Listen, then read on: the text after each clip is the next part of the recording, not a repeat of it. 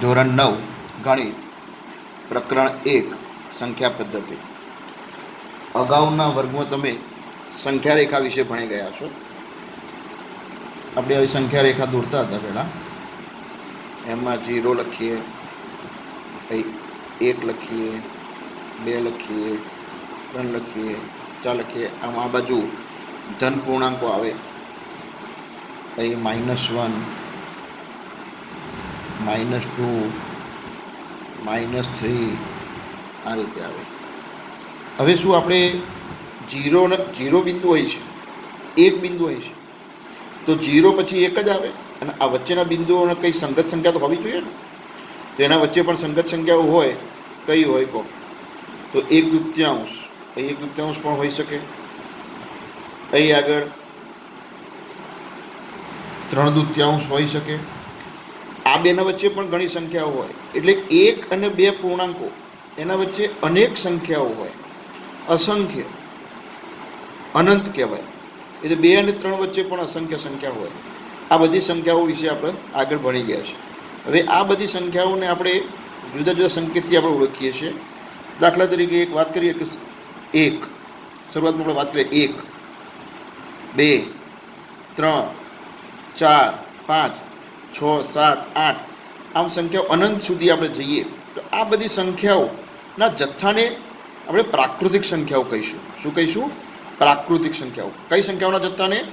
1, 2, 3, 4, 5, 6, 7, 8 આવી અનંત સુધી ધન સંખ્યાઓ, ધન પૂર્ણાંકો આપણે અનંત સુધી જઈએ તે બધાને આપણે પ્રાકૃતિક સંખ્યા ગણ કહીશું. પ્રાકૃતિક સંખ્યાઓનો જથ્થો,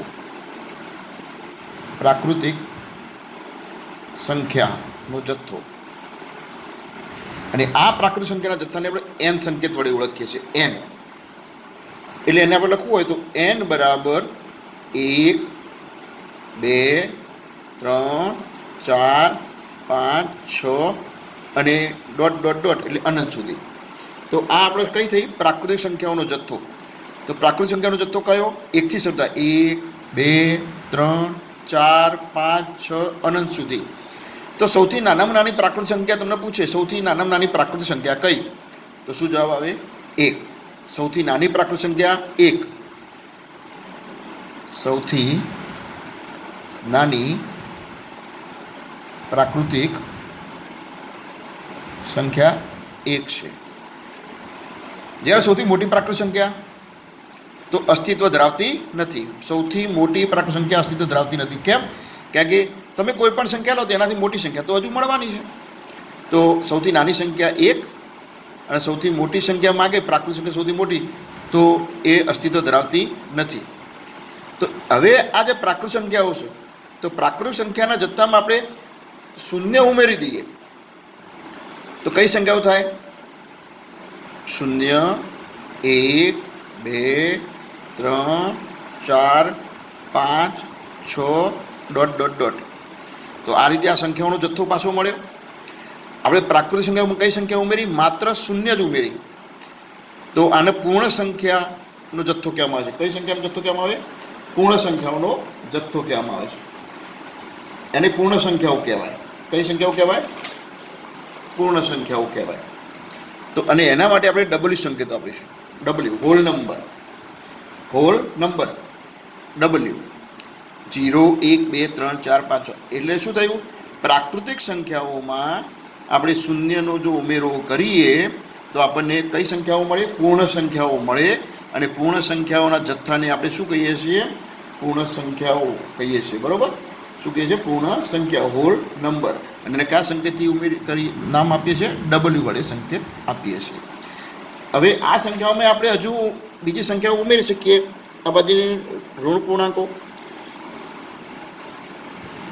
તો હવે આપણે જોઈએ તો -3, -2, -1. જો આ બાજુ મેં ડોટ ડોટ ડોટ લખ્યું એટલે કે આ બાજુ -4, -5, -6 અનંત સુધી આવશે. પછી અહીં 0, 1, 2, 3, 4 પાછું ડોટ ડોટ ડોટ. તો આ સંખ્યાઓનો પાછો બીજો જથ્થો મળ્યો.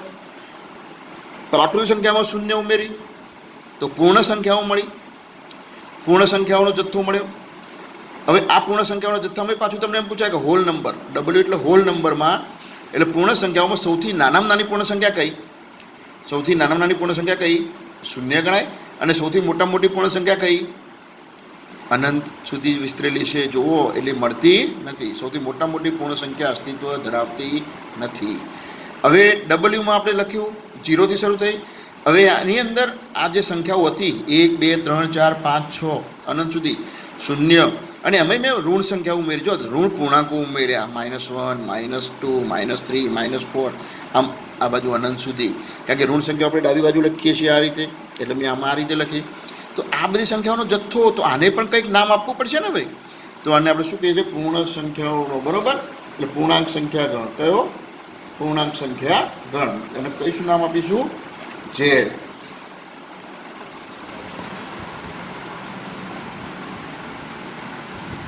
એને આપણે ઝેડ શબ્દ વાપરીશું.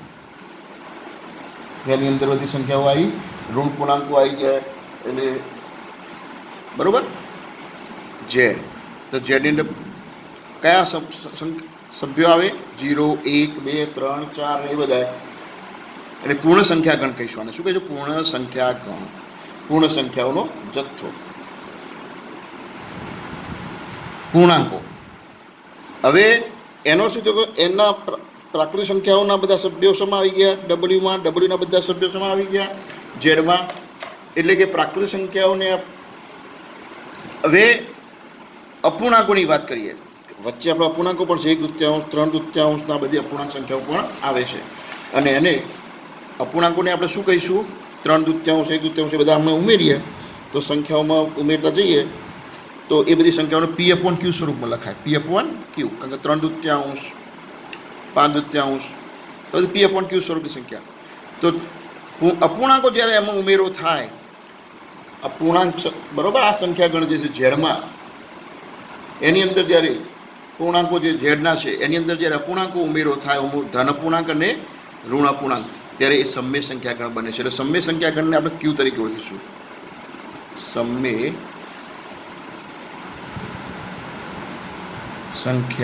સમય સંખ્યાઓનો જથ્થો, એને આપણે Q કહીશું. તો Qમાં કઈ સંખ્યાઓ આવે? તો P/Q સ્વરૂપની સંખ્યાઓ. P/Q સ્વરૂપની સંખ્યાઓ. P/Q. હવે P એટલે શું? P અને Q બંને પૂર્ણાંકો છે. P અને Q પૂર્ણાંકો છે. P અને Q પૂર્ણાંકો છે, પરંતુ Q બરાબર નથી શૂન્ય. Q બરાબર નથી શૂન્ય. P શૂન્ય હોઈ શકે. P અને Q બંને પૂર્ણાંકો ખરા. P/Q સ્વરૂપ ખરી. P અને Q બંને પૂર્ણાંકો ખરા, પણ Q બરાબર નથી શૂન્ય. એટલે Qની કિંમત શૂન્ય ના હોય છે. Pની કિંમત શૂન્ય હોય તો ચાલે. તો આ બધી સંખ્યાઓને સમય સંખ્યાઓ કહેવામાં આવે છે. કઈ સંખ્યાઓ કહેવામાં આવે છે? સમય સંખ્યાઓ. સમય સંખ્યા કોને કહેવાય? તો P/Q સ્વરૂપની બધી સંખ્યાઓને સમય સંખ્યાઓ કહેવામાં આવે છે. P/Q સ્વરૂપની સંખ્યાઓ જેમાં P અને Q બંને પૂર્ણાંકો છે અને Q બરાબર નથી શૂન્ય, તો આને સમય સંખ્યાઓ કહેવામાં આવે છે. એટલે કે 3/2 -3/2 5/3 -5/3 5/3, આ બધા જ પ્રકારની સંખ્યાઓ P/Q. P બરાબર 5 તો Q બરાબર 3, P બરાબર -5 Q બરાબર 3, P બરાબર -3 Q બરાબર 2. તો આ પ્રકારની સંખ્યાઓ વત્તા આ તો સંખ્યાઓ ખરી જ. એટલે હવે ચલો સમય સંખ્યાઓમાં કઈ સંખ્યાઓનો સમાવેશ થાય? સમય સંખ્યાઓમાં વિચારીએ તો હું લખું છું. જો સમય સંખ્યાઓ જે છે એમાં કઈ સંખ્યા આવે? તો જો એક તો શૂન્ય આવે. સમય સંખ્યામાં કઈ સંખ્યા આવે? શૂન્ય આવે. પછી બીજી કઈ આવે? ધન પૂર્ણાંકો આવે. કઈ આવે? ધન પૂર્ણાંકો. એટલે 1 2 3 4 5 6 એ. પછી કઈ આવે? ઋણ પૂર્ણાંકો.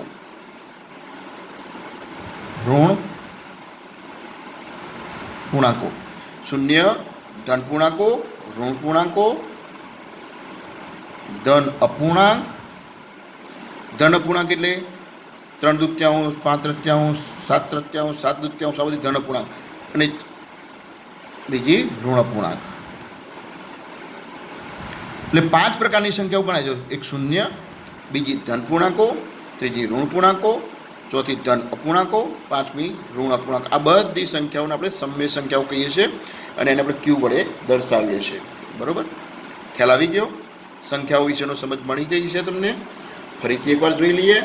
પ્રાકૃતિક સંખ્યાઓમાં કઈ આવે? 1 થી અનંત સુધી આવે. સૌથી નાનામાં નાની પ્રાકૃતિક સંખ્યા કેટલી ગણાય? 1. સૌથી મોટામાં મોટી પ્રાકૃતિક સંખ્યા અસ્તિત્વ ધરાવતી નથી. પૂર્ણ સંખ્યાઓમાં કઈ આવે? હોલ નંબરમાં સૌથી નાની કઈ આવે? શૂન્ય. સૌથી મોટી અસ્તિત્વ ધરાવતી નથી. પછી પૂર્ણાંક સંખ્યાઓનો ગણ, બરોબર, ઝેડ, એમાં સૌથી નાની કઈ? એ પણ અસ્તિત્વ ધરાવતી નથી અને સૌથી મોટી પણ અસ્તિત્વ ધરાવતી નથી. અને ઝેડમાં કયા સભ્યો આવે?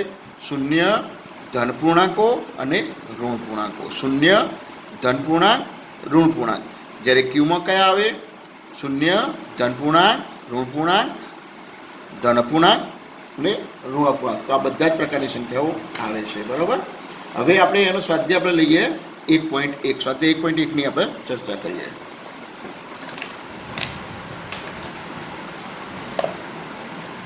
સ્વાધ્યાય 1.1.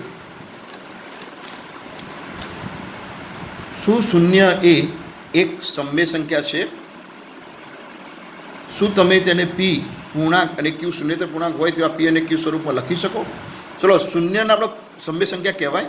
વિચારો, હું લખું હોય એ આ શૂન્ય, બરાબર. સ્વાધ્યાય 1.1 એનો પહેલો દાખલો. શું રકમ હતી? શૂન્ય એક સમય સંખ્યા છે. તો જોઈએ, સમય સંખ્યા કોને કહેવાય? સમય સંખ્યા આપણે શું કીધું હતું? પી અપોન ક્યુ સ્વરૂપમાં લખી શકાય એવી સંખ્યાને પી અપોન ક્યુ સ્વરૂપમાં લખી શકાય તો એને સમય સંખ્યા કહેવાય. ના લખી શકાય તો ના કહેવાય. તો હું શૂન્યના આ સ્વરૂપમાં લખી શકું ખરો? વિચારો. તો હું જો એ લખવા પ્રયત્ન કરું તો શૂન્ય અને નીચે હું 1 લખું. ચલો, 0/1 એનું મૂલ્ય કેટલું થાય? 0/1નું મૂલ્ય કેટલું થાય? શૂન્ય જ થાય ને. તો શૂન્ય આવી ગયો. 0.1 લખું તો એની કિંમત કેટલી થાય? એની કિંમત શૂન્ય જ થાય. ચલો, 0.5 લખું તો એનું મૂલ્ય કેટલું થાય? શૂન્ય. શૂન્યને કોઈ પણ સંખ્યા વડે ભાગીએ તો જવાબ તો શું આવે? શૂન્ય. તો 0.1 લખો તો એને શૂન્ય કહેવાય. તો આ શૂન્યને હું આ સ્વરૂપે લખી શકું, આ સ્વરૂપે લખી શકું, આવી ઘણી રીતે લખી શકું, બરાબર. તો એનો અર્થ શું થયો? શૂન્ય એ સમય સંખ્યા છે. શૂન્ય એ સમય સંખ્યા છે. શું તમે પી પૂર્ણાંક અને ક્યુ શૂન્યતર પૂર્ણાંક હોય તેવા પી અને ક્યુ માટે પી અપોન ક્યુ સ્વરૂપે લખી શકો? હા, લખી શકીએ. તો આ રીતે 0.1, 0.5, શૂન્યને આ રીતે આપણે પી અપોન ક્યુ સ્વરૂપે લખીએ. શૂન્યને પી અપોન ક્યુ સ્વરૂપમાં 0.1, 0.5, 0.-3 લખી શકાય. લખીને બતાવ્યું આપણે. તો પહેલામાં શું જવાબ હતો? શૂન્ય એ સમય સંખ્યા છે. તો હા, બરોબર. ચલો, હવે દાખલા નંબર બીજો. બહુ અગત્યનો દાખલો છે બીજો. રકમ વાંચી લઈએ. 3 અને 4 વચ્ચેની 6 સમય સંખ્યાઓ શોધો. જો 3 અને 4 વચ્ચેની 6 સમય સંખ્યાઓ શોધો. આપણે 6 સમય સંખ્યા શોધવાની છે. 3 અને 4. હવે પહેલી તો વાત કરીએ 3 અને 4. હું લખી દઉં 3 અને 4.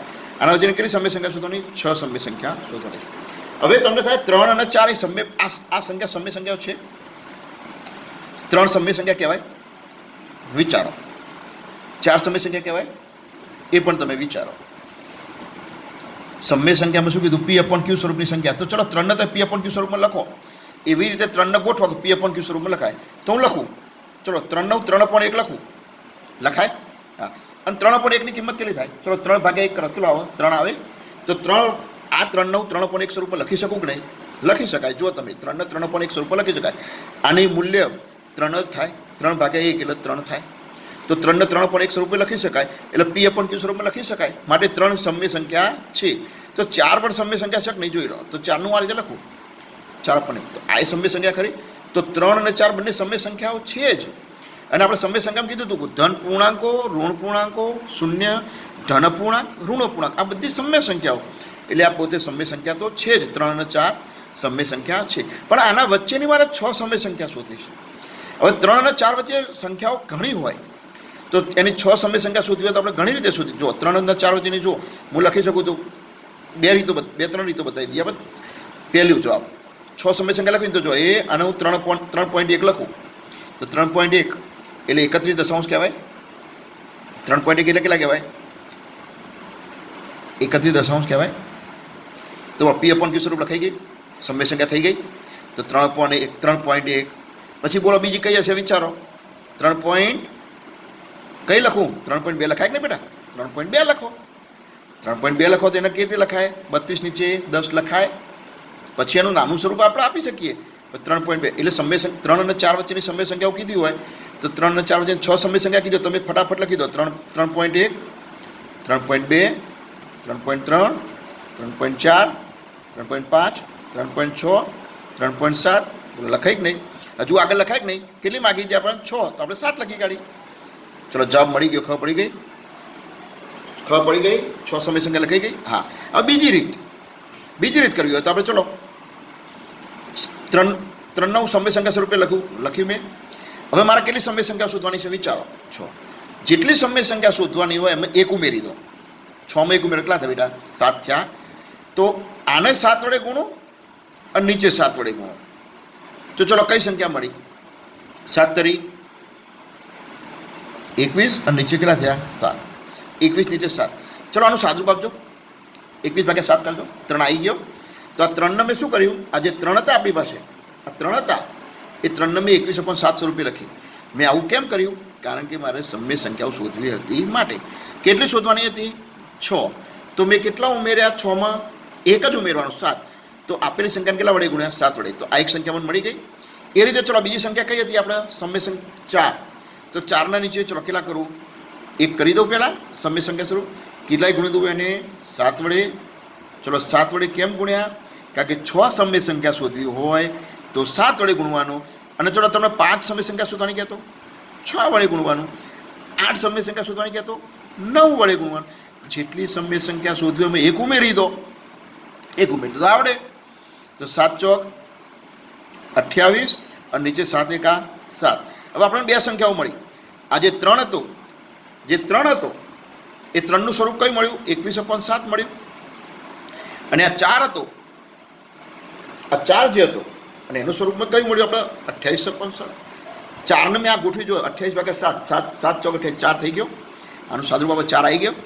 આનું સાદું 3 આવી ગયો. એટલે 3ને મેં આ રીતે ગોઠવી કાઢ્યો, 4ને આ રીતે ગોઠવી કાઢ્યો. હવે આ બે વચ્ચેની મારે 6 સમય સંખ્યા શોધવી હોય તો કઈ શોધવાની કરો? હવે જો 6 જવાબ લખીએ. 6 સમય સંખ્યાઓ, 6 સમય સંખ્યાઓ જે માગી તે. તો 21/7 અને 28/7 ની વચ્ચે કઈ થાય બેટા? બોલો 22/7. પહેલી કઈ મળી? 22/7. ચલો બીજી કઈ મળશે? 23/7. પછી બોલો હેડો 24/7. પછી 25/7. પછી 26/7 અને હવે 27/7. ગણી કાઢો. 1 2 3 4 5 અને 6 મળી ગઈ. આ 6 કેમ મળી? આપણે 1 ઉમેરીને ગુણ્યો માટે. 6 તે 7 વડે ગુણ્યો એટલે આવી ગઈ. બરાબર? આવડી ગયું નહીં? બરાબર. હવે દાખલા નંબર 3ની ચર્ચા કરીએ. બરાબર? એટલે 2 પ્રકારે મળી. જો તમે આ પણ લખી શકો 6 સમય સંખ્યાઓ, 3.1 3.2 આ રીતે પણ લખી શકો અને આ રીતે પણ લખી શકો. તમને જે સહેલું પડે, પરીક્ષામાં જે અનુકૂળ, જે પરીક્ષામાં પૂછાને તરત જે મગજમાં આવે એ આપણે લખવાનું થાય. આ આવી જાય તો આ લખી દેવાનું, નહીં તો આ લખી દેવાનું. આ રીતે આવી જાય તો બરાબર. બહુ સહેલું છે બેટા. ચલો હવે બીજી રકમ, દાખલા નંબર 3. તો દાખલા નંબર 3માં શું છે?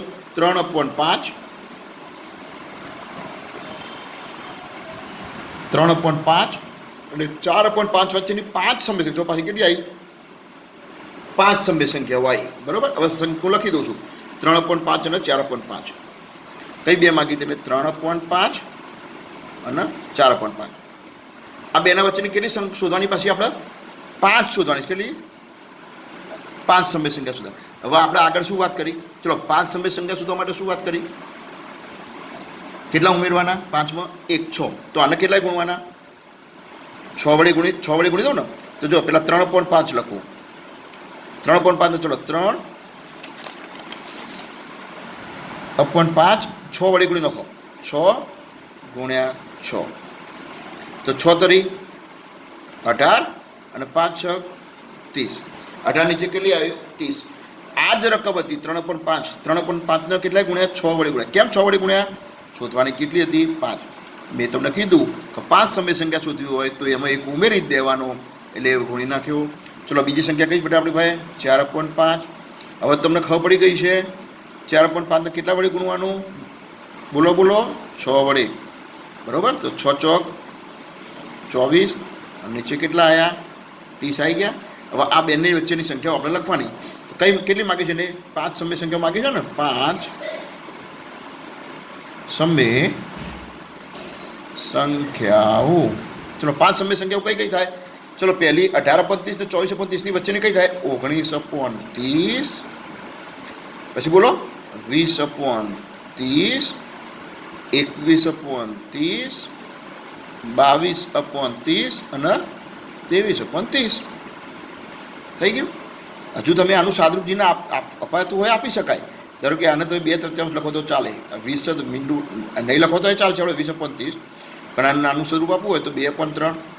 અહીં આગળ તમે 3 7 નીચે 10, બરાબર. બીજા તો ક્યાં થતું નથી. આ બેમાં અને આમાં થશે 11 નીચે 15. તો આને તમે આજે હજુ લખવું હોય તો લખી શકાય 19/30. આમાં છેદ ઉડતો નથી. આમાં કેટલી હતી બેટા? 2/3. મીંડું ઉડી ગયું. ચલો એકણ આપણે કરવું હોય તો કેટલું થાય કહો? 3 ઉડાડીએ ને, 3 7, 7 નીચે 10, અહીં 2 11 નીચે 15, અને આ તો 23 નીચે 30. તમે આ રાખશો તોય ચાલશે અને આ લખશો તોય ચાલે. આ બંને સરખું જ છે. 7 દશાંશ કહો કે 21 નીચે 30 કહો, એક જ વસ્તુ. તો ચલો દાખલા નંબર 3 પણ ખબર પડી ગઈ. હવે છેલ્લો દાખલો 4 આ સ્વાધ્યાય 1.1નો. ચલો 1.1નો ચોથો દાખલો. નીચેના વિધાનો સત્ય છે કે અસત્ય કારણ સહિત દર્શાવો. દરેક પ્રાકૃત સંખ્યા એ પૂર્ણ સંખ્યા. ચલો દરેક પ્રાકૃત સંખ્યા એ પૂર્ણ સંખ્યા છે. બોલો સાચું ખોટું? બધી પ્રાકૃત સંખ્યાને પૂર્ણ સંખ્યા કહેવાય ને? હા કહેવાય. દરેક પ્રાકૃત સંખ્યાને પૂર્ણ સંખ્યા કહેવાય. તો એ વિધાન કેવું છે? સાચું છે.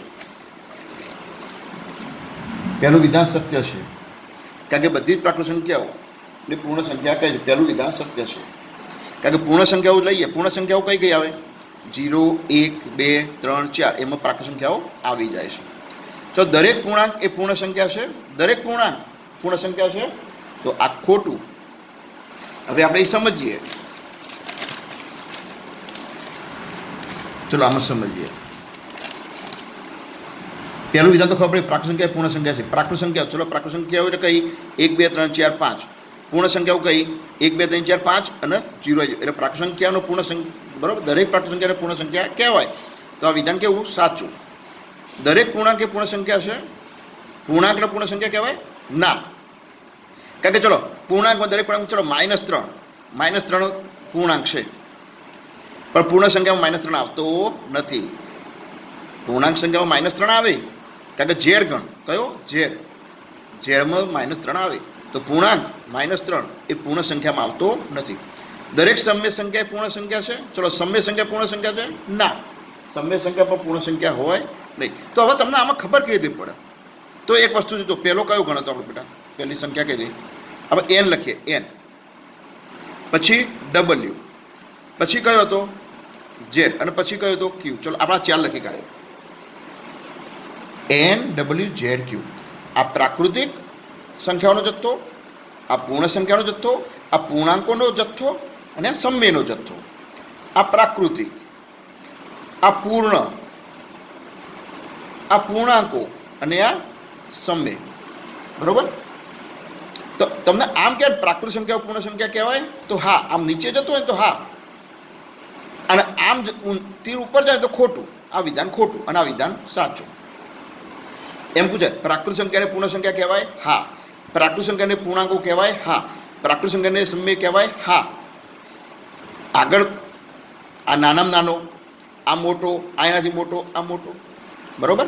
આ સૌથી નાની સંખ્યાઓનો ગણ, આ એનાથી સહેજ એક સંખ્યા ઉમેરાય એમ ગણ, આ એનાથી મોટો ગણ, આ સૌથી મોટો ગણ. બરાબર. ખ્યાલ આવ્યો? સૌથી નાનો કયો? n, અને સૌથી મોટો કયો? q. અત્યારે ભણ્યા છે એટલામાં. હજુ આગળ આવશે પાછો. બરાબર. વાસ્તવિક સંખ્યા ગણ આના પછી આવશે, પણ એના પછી આપણે 1.2માં આવે બેટા. એટલે અત્યારે આપણા 4 જે 1.1 સુધીની ચર્ચા ચાલે છે, એનું ધ્યાન રાખવાનું. તો તમને એમ કે n ને ZW કહેવાય? પ્રાકૃત સંખ્યા પૂર્ણ કહેવાય? હા. ચલો એ રીતે પૂર્ણના પૂર્ણાંકો કહેવાય? હા. પૂર્ણના સમય કહેવાય? હા. પણ પૂર્ણાંકોના પૂર્ણ કહેવાય? ના. સમયને પૂર્ણાંક કહેવાય? ના. આમ જતું હોય તો નહીં, ઉપરથી નીચે આવતું હોય તો ખરું. ચલો ખ્યાલ આવી ગયો. અને હજુ જો સમજ ના પડે તો પૂછજો. બરાબર. આપણે એને સમજાવીશું. બરાબર. તો એ સ્વાધ્યાય આપણે 1.1 પૂર્ણ થાય છે. Thank you.